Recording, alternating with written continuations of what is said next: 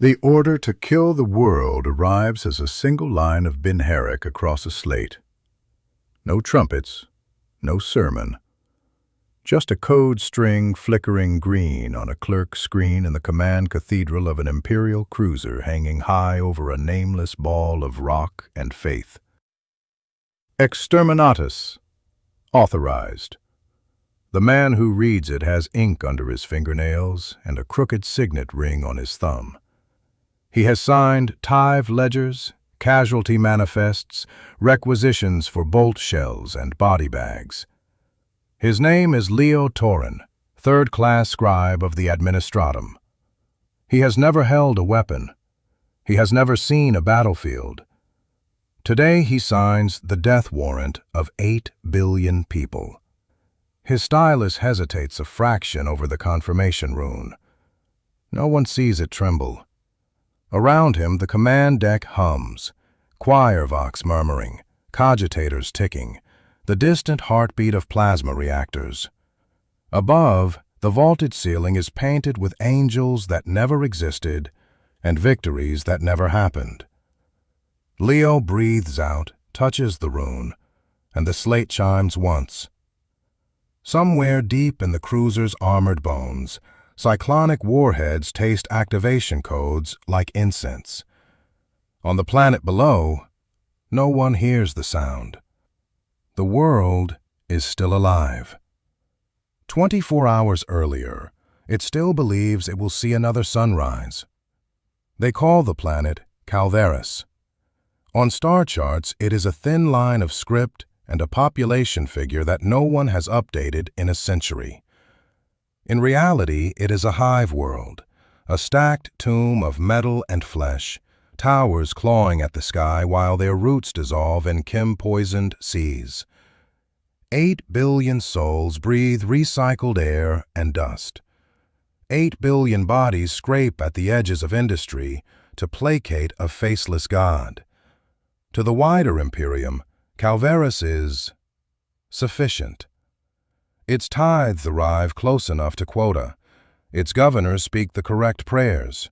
Its manufactoria grind out munitions and flak plates and rations, all stamped with the double-headed eagle. It is not a saint world. It is not a rebellious world. It is one more cog in an engine too large for any one mind to hold. If you are born here, you will probably die here. You will almost certainly never know why. 24 hours before Exterminatus, a girl named Mara wakes to the sound of the siren that marks the shift change. Her hab cube is a metal coffin bolted to the side of a hab block. There is just enough room inside for a bunk, a drip pipe, and a shrine alcove plastered with cheap prints of the Emperor's face. The prints have run with condensation so often that the features are a blur of yellowed paper and flaking ink. Mara blinks in the darkness. She has been dreaming of open sky again, of air that does not taste of oil. It is a recurring dream, and lately it has been growing teeth. The sky is no longer blue, but a seething purple mass, full of eyes. She sits up, scrubs at her face, and tells herself it is just exhaust fumes leaking into the vents. The siren wails again. A strip of lumen flickers on outside the hab line. Doors slam, boots thud. Someone coughs wetly, the sound of lungs infused with industry. Mara touches 2 fingers to her lips, then to the blurred face in the shrine alcove. "Praise be," she mutters, "because it is what you say. Another day." She does not know that this is almost true. In the upper hive, where the air is slightly less poisonous and the steel is brushed clean once a year for inspection, a boy named Tomas stands in a cathedral that is taller than Mara's whole hab block. He holds a censer that weighs more than his arm would like it to. The chains bite into his skin. Smoke spills from the brass bowl and coils around his head, stinging his eyes and making his throat itch. Hundreds of candles burn on the distant altar. Hundreds more hang in cages from the vaulted ceiling, swaying gently to the breath of the congregation. Tomas is 12 years old. Someone told him once that this cathedral was built when the first stone of the first hive was laid. Someone else told him it was built on the bones of a Xenos temple that the early colonists tore down. No one can prove either story. The truth is that the cathedral has been here longer than anyone has been alive to question it. The truth is that it will not be here much longer. "Swing it steady," hisses Deacon Malvo, walking behind him, hand hovering like a threat. "Do not spill the blessed smoke, boy. The Emperor sees your clumsiness." Tomas nods, jaw clenched. His arms are trembling. The censer sways. He imagines that the smoke is what the Emperor breathes, that if he spills even a wisp of it, the great golden corpse on Terra will cough and die. The thought makes him want to laugh and vomit at the same time. He swallows both feelings and keeps walking. Up ahead, Confessor Hale raises his arms, and the congregation falls to its knees like wheat in a harvester's path. "My children," he booms, voice amplified by hidden vox grills. "We live in an age of trial. The shadow in the warp grows long, but the Emperor protects." The words are routine. The faces turned up to him are the same faces he has been preaching to for 30 years. What Hale does not tell them is that last night, in the quiet hour when the cathedral is empty, he felt the statues shudder. The granite saints that line the nave are not supposed to move. They are carved with expressions of holy suffering and stoic resolve. Last night, in the half-light, Hale thought he saw their eyes tilt upwards, away from the altar, towards the sky, as if they were listening to something he could not yet hear. He tells himself it was just the flicker of failing lumens. He tells his flock that all is well. 19 hours before Exterminatus, a freighter limps into the Calvera system half a day behind schedule and broadcasting distress codes. Its hull is scarred. Its engines cough plasma like a dying smoker. Its Gellerfield projectors are cracked, the housings patched with layers of devotional seals and crude welds. The name on its side, flaking under layers of dust and frozen blood, reads, Canto of St. Vere. In the astropathic choir pits of the Imperial cruiser, His Radiant Verdict, a man named Chiron feels the freighter before the auspex do. The sensation is not a sound, but a pressure, like something heavy pushing at the inside of his skull. His blind eyes roll back. His fingers claw at the edges of the stone bowl of his station. The carved sigils there are worn smooth by generations of psychers doing the same. He tastes rotten fruit and old fear. He hears a whisper that is not a voice, repeating the same shape of thought over and over, like a prayer in a language designed for insects. Hunger, hunger, hunger. Chiron! A handler's hand clamps down on his shoulder, nails biting. Report! He sucks in air. The whisper recedes, sulking back into the warp. His own thoughts come back sluggishly, like swimmers fleeing a black tide. Ship, he croaks.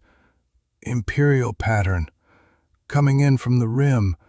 Its course. His head jerks as the aftertaste hits him. It's wrong. It has been close to something vast. The handler glances up at the golden engraved vox horns halfway up the wall. Relaying, he says, and punches the key. The message travels up through decks of humming machinery and busy flesh. By the time it reaches the strategium, it is 6 words long. Unsanctioned vessel. Possible warp contamination. His radiant verdict is not a grand battleship or a revered relic of the Great Crusade. It is a solid, workmanlike cruiser of the Gothic class. On the command deck, Captain Cordus Hale listens to the report and massages a pressure point between his eyes. "Where is the Canto of St. Vere coming from?" he asks. The navigator, a woman whose augmented eyes are hidden behind an opaque veil, flicks her mechadendrite through side menus on her console. "Latest plotted warp translation was in the outer dark beyond the Kefris Reach," she says. "Sparse traffic. No known Imperial outposts." Hale looks at the central hololith. A red rune blinks, crawling inwards. He is still weighing it when the main doors hiss open and a figure in a long black coat enters like an accusation. "Inquisitor on the bridge," the Vox servitor intones.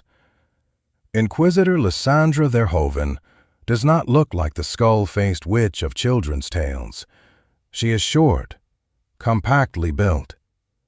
"Captain," she says, without preamble, "I understand you have a problem." Hale resists the urge to laugh. "Only one, my lady," he says. They stand together watching the red rune crawl closer. 18 hours before Exterminatus, Mara is at her station in Manufactorum 17 Theta. Her job is to match one shell casing to another and hammer them together until the indicator turns green. Casing, component, hammer, slot. She falls into the trance of work. Above the noise, the overseer crackles over the Vox. "Productivity in 17 Theta is below quota. Workers will redouble their efforts.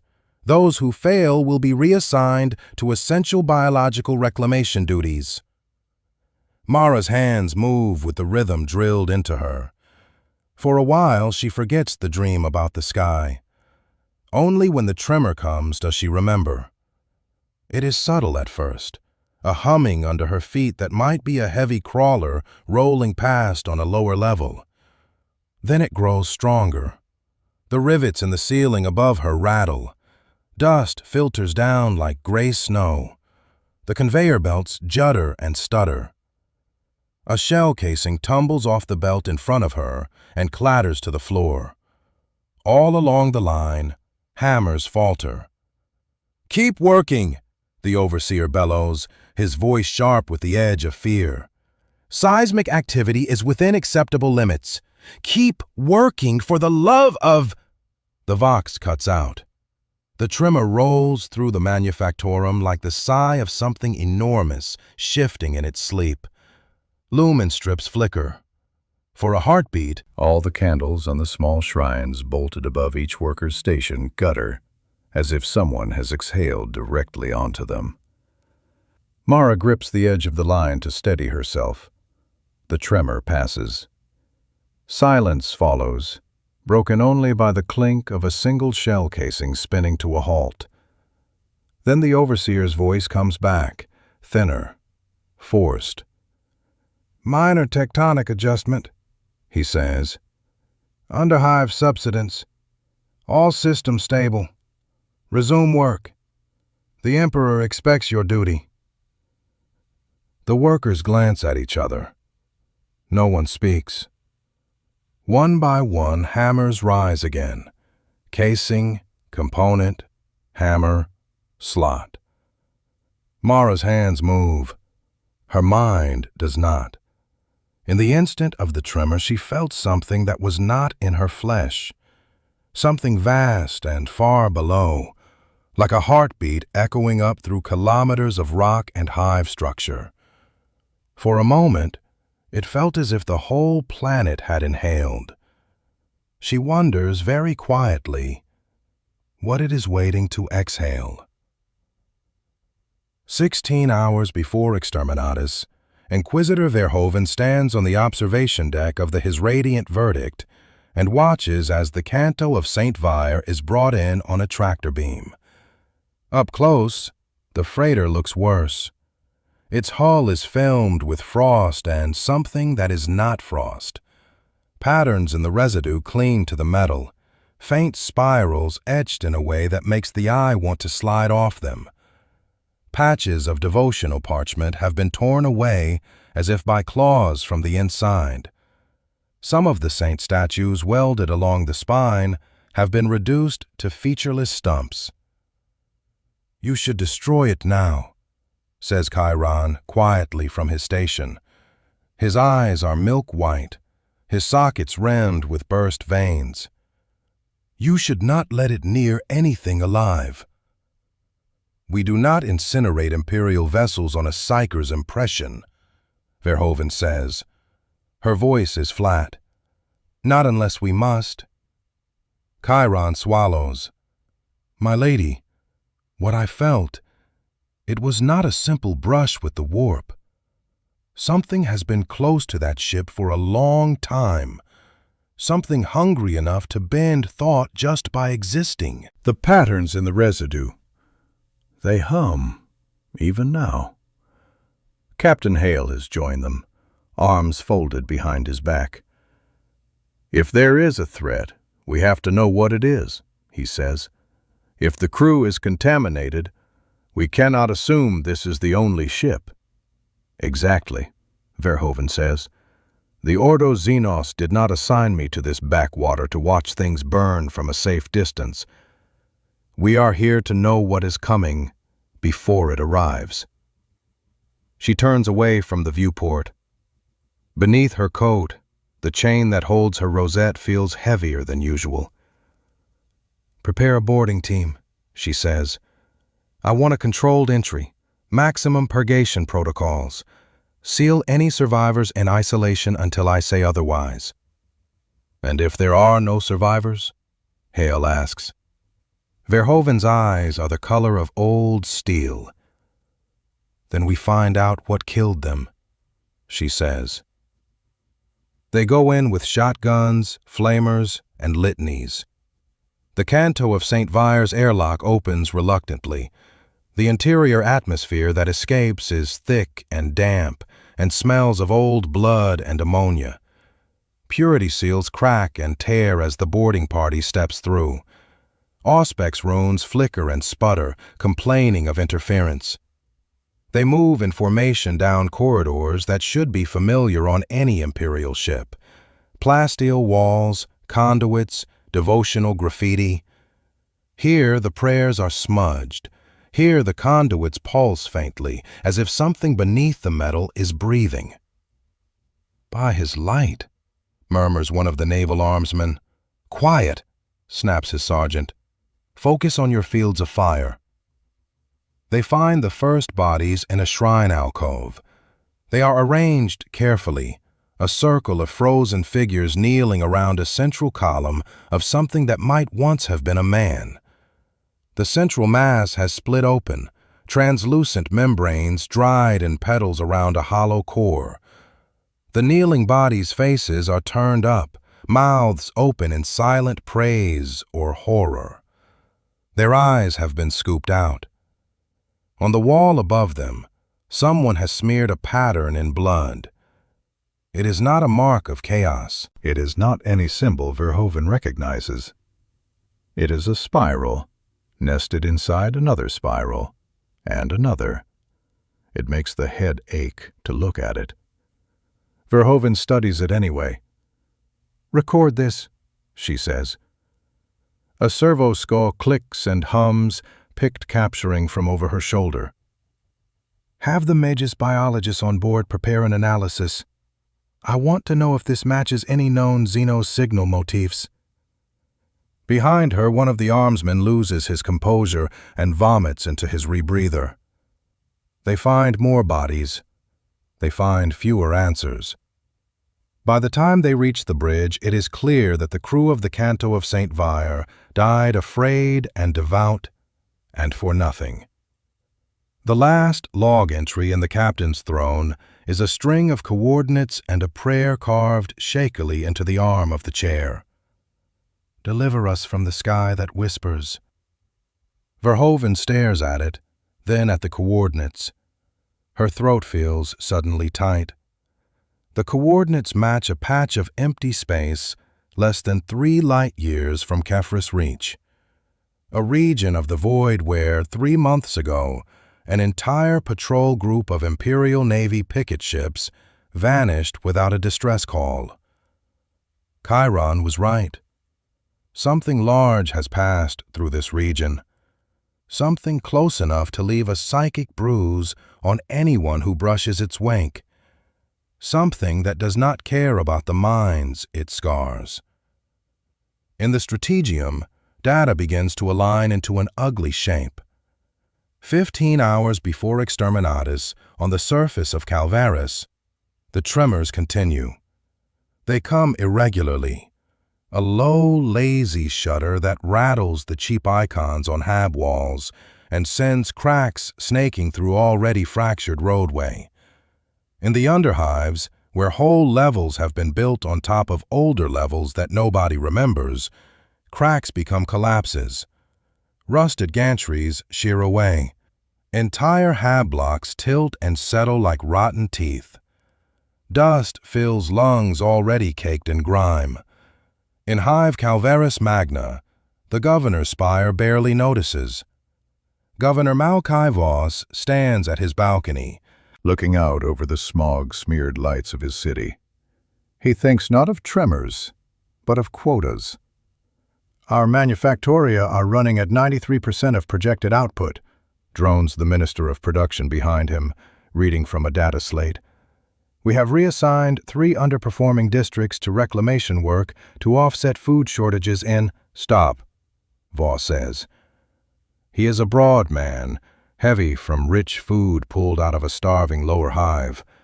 The rings on his fingers jingle as he waves a hand. "Every report you bring me sings the same dirge with different numbers," he says. "We are undertithed, we are undersupplied, we are overpopulated, we are—" what was the phrase the last adept used? "Functionally strained." The minister swallows. "Yes, my lord. However, the recent communications from orbit—" He stops. Voss has turned, suddenly, eyes narrowing. "What about them?" the governor asks. The minister fiddles with his slate, sweat beads on his forehead. "There is an inquisitor in the system," he says. "A Lady Verhoeven, Ordo Xenos. She has formally requested access to planetary archives concerning, recorded Xenos encounters, psyker emergences, cult suppression reports. The usual data burden." The words Inquisitor and Xenos sit in the air between them like live rounds. Voss's smile is brittle. "And you did not think to tell me this immediately?" "I wanted to verify the—" "Silence," Voss snaps.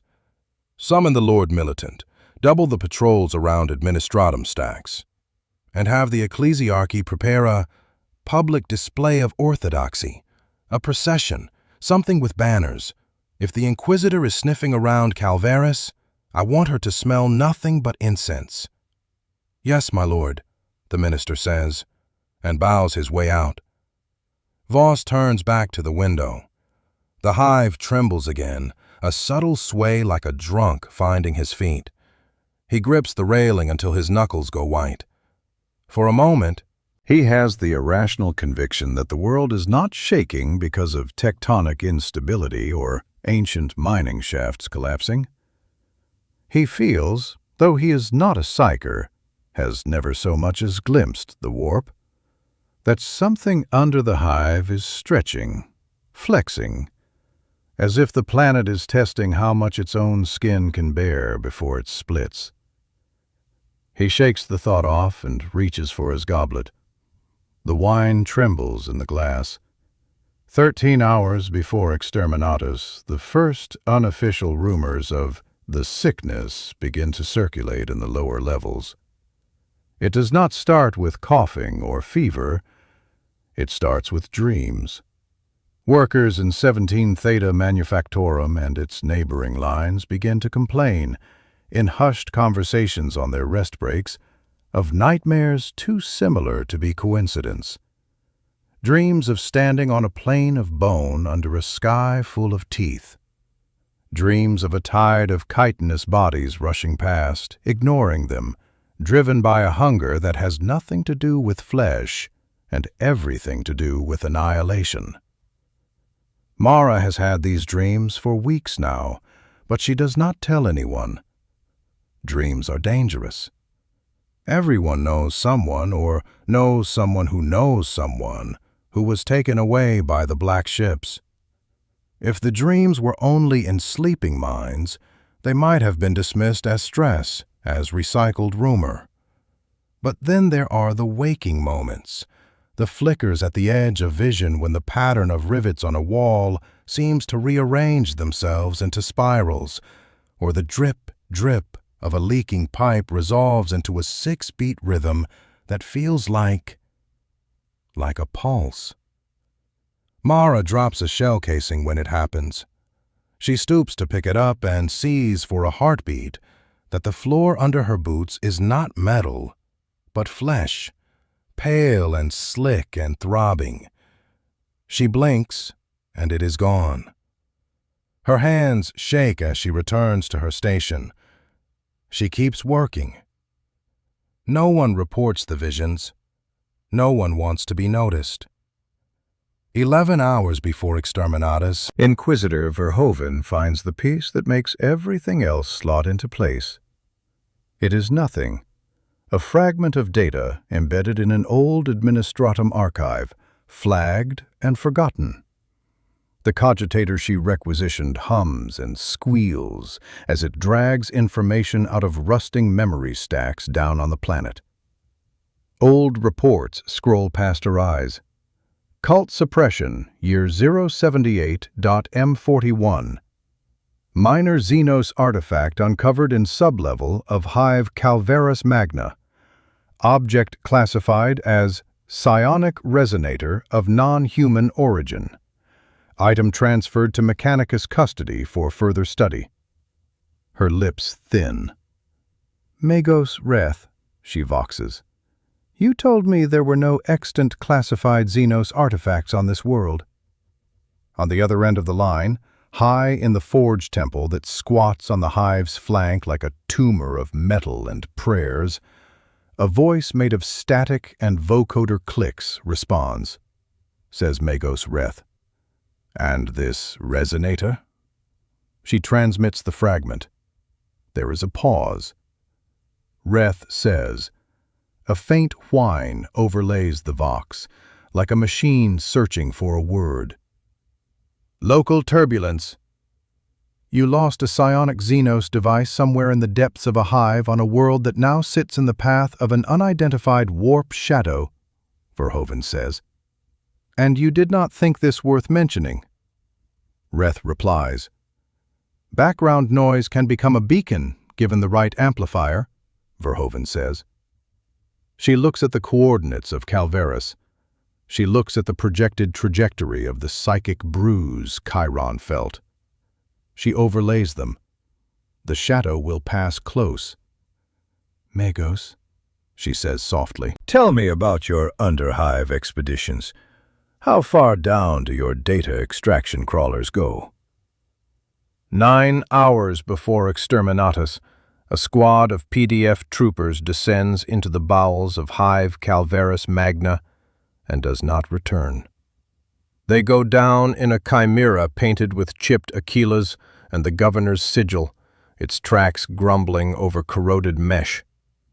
Their sergeant, Jarek Haln, has served on this world his entire life.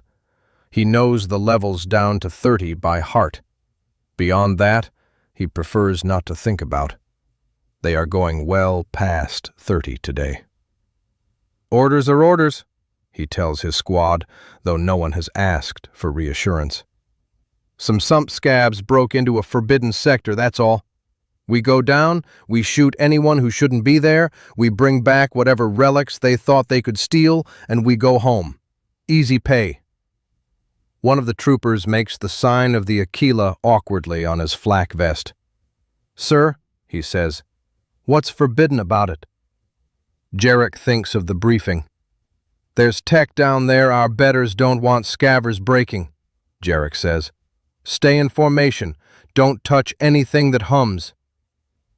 They descend through levels where the architecture changes, becomes rougher, more organic. Curves appear where there should be angles. Support struts sprout rib-like ridges.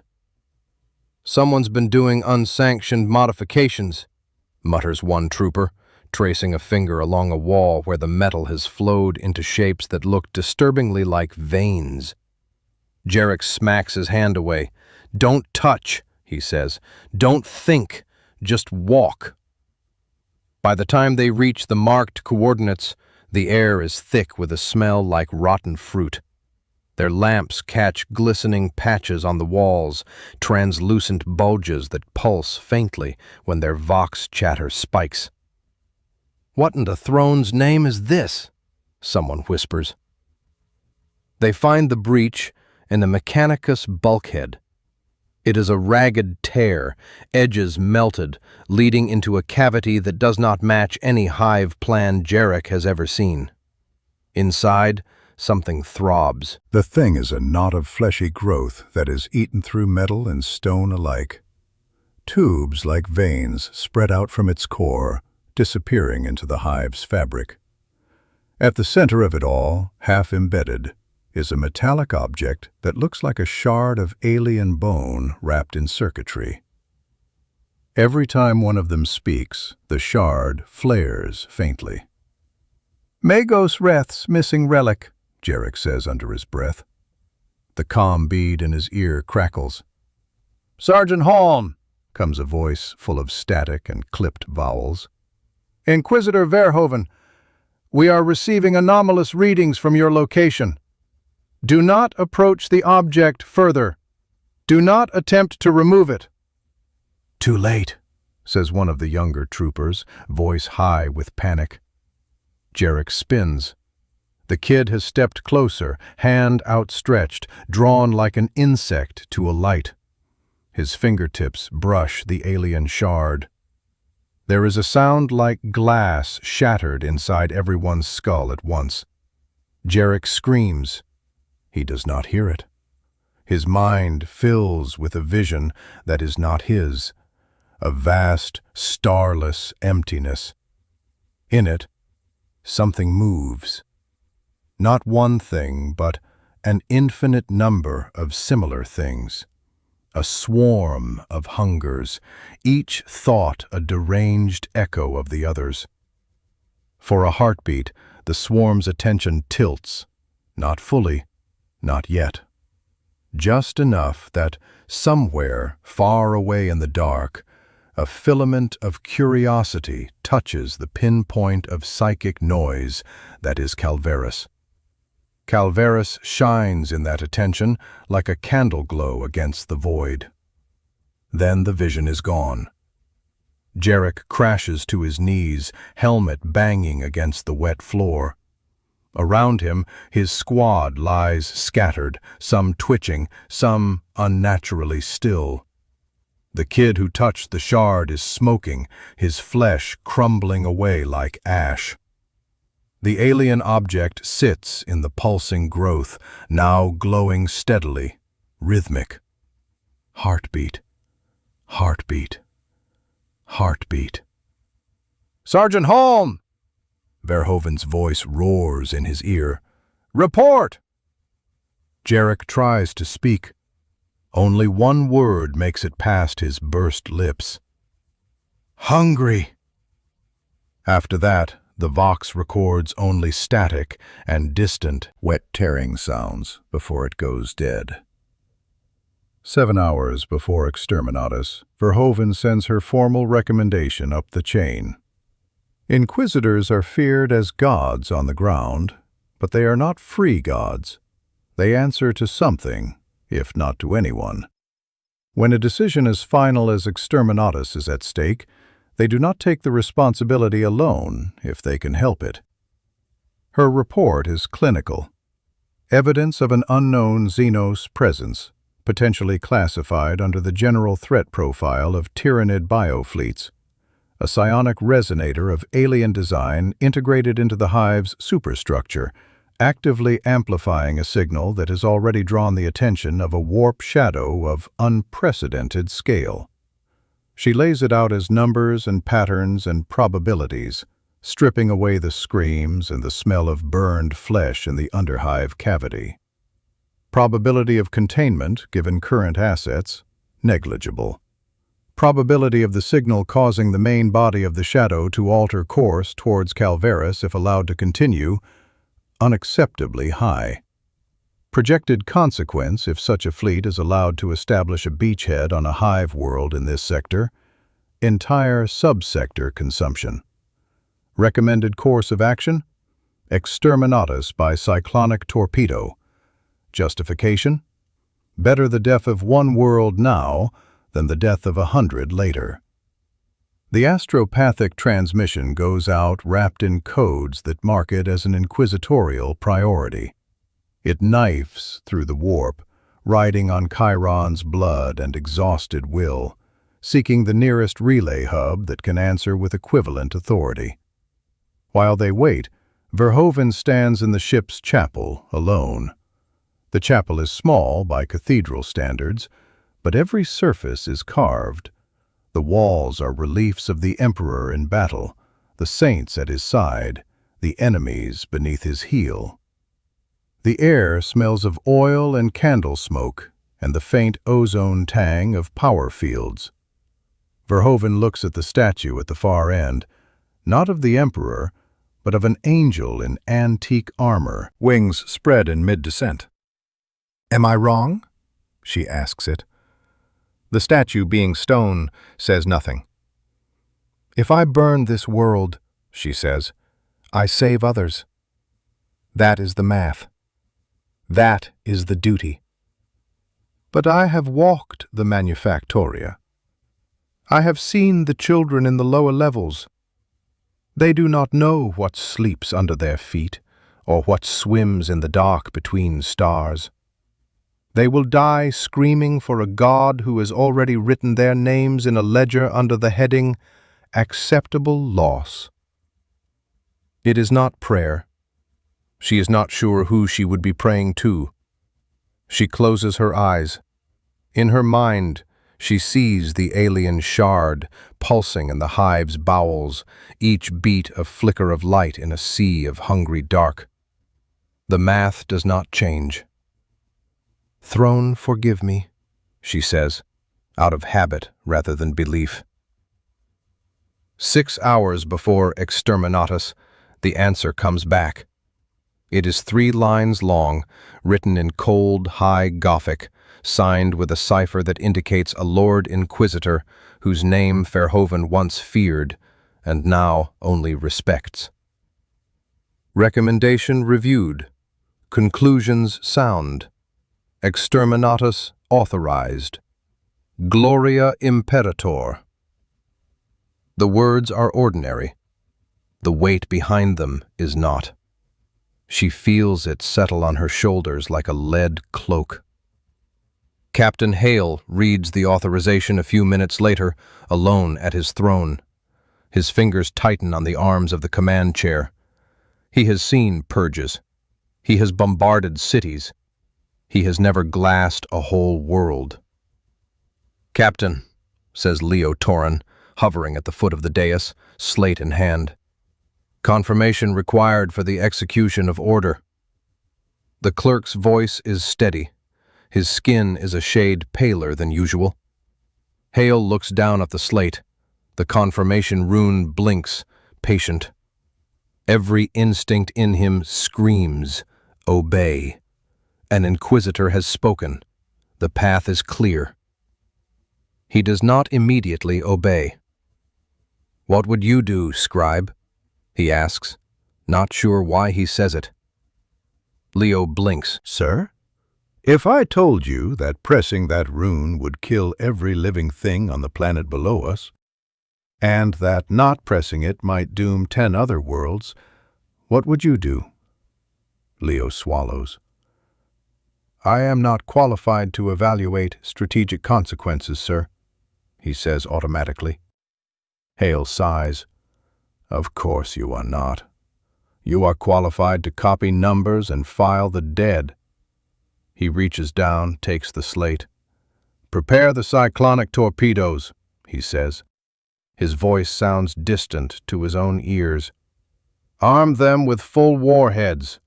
Plot firing solutions to maximize complete tectonic disruption. Target key mantle fault lines under primary hive clusters. Leo nods. His stylus hovers over his own set of runes. Acknowledged, Captain, he says. The order spreads out from the dais like a shock wave. In the ship's guts, adepts murmur to machine spirits as warheads are moved from vaults to launch racks. The ship begins to turn.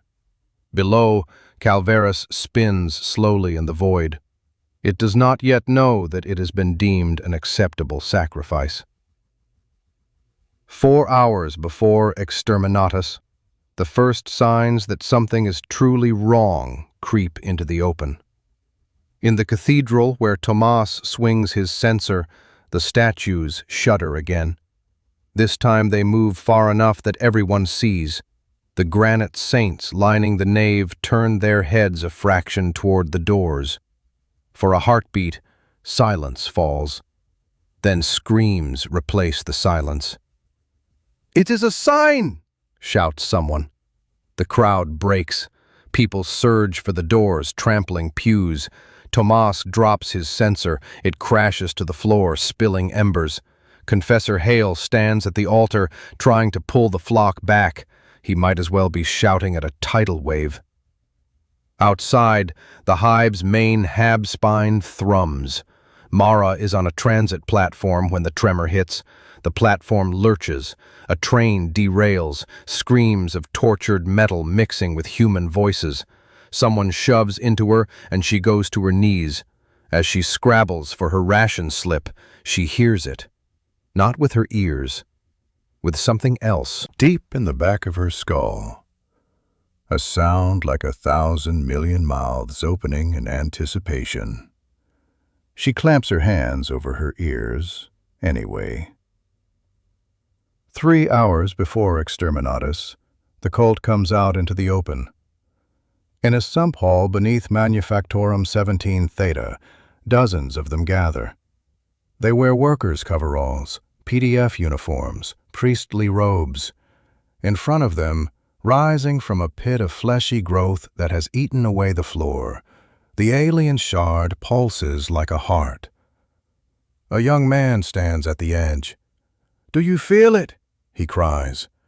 "Do you feel him drawing nearer?" Mara is not among them, but one of the cultists, a woman who used to work 3 stations down from Mara, leans over the pit and smiles. "Yes," she says, "I dream of him every night now. He is so beautiful." As the shard pulses, the fleshy growth spreads. In the warp, the vast shadow moves. It is not a creature in any way a human brain can grasp. It is a network of hungers and instincts. It notices. If thought can be said to turn its head, the shadow turns its head towards the tiny prickle of signal that is Calvaris. There is a mild alien curiosity. Then something else brushes against the signal, an impression of resistance, a feeling of impending loss. On Calvaris, people fall to their knees as another wave of vertigo rips through them. In orbit, Chiron collapses in the choir pit, blood running from his nose and ears. "Now!" he gasps before darkness takes him. "Now! You have to do it now!" 1 hour before Exterminatus, his radiant verdict's weapon decks are ready. Tech priests pace between the rows. "Machine spirits appeased," reports one. "Targeting cogitators aligned. Firing solutions laid in." On the command deck, the hololith shows Calvaris as a glowing sphere. Lines of light trace optimal impact points. Captain Hale sits in his throne. Inquisitor Verhoeven stands at his right. "Last chance to object," he says, half a joke, half something else. Verhoeven does not smile. "There is no one left to object whose voice would change anything," she says. "That is the privilege of power, Captain. We get to pretend our doubts matter. They don't. The numbers do." Hale looks at the world. In that moment, his mind skitters over images picked up from surface Vox chatter. He knows none of their names. He will be responsible for all of their deaths. "Very well," he says. His voice is steady now. "Weapon crews, stand by. Firing on my mark." Leo Torren stands at his station recording. His hands are cold. He writes down everything, the time, the coordinates, the phrases. Somewhere 1,000 light years away, another scribe may one day read his neat script and note the exact moment Calvaris died. He writes because that is what he can do. Below in Hive Calvaris Magna, the streets are a battlefield of fear without an enemy. Tomas clutches the broken handle of his censer and stumbles through smoke-filled corridors. He looks up. For the first time in his life, he can see a sliver of sky. It is not blue. It is a sickly, bruised purple, shot through with veins of dark cloud. In Manufactorum 17 Theta, Mara has given up on work. Workers cluster in groups. Suddenly, a worker chokes and falls, limbs jerking. A foam like finely whipped blood seeps from his lips. Others start to drop. One by one, susceptible minds overload. Mara feels a pressure build in her own skull. Something in her refuses it. She looks up. Through a cracked panel high above, she can see the sky. For a moment, it looks back at her, not with eyes, with intention. She shivers.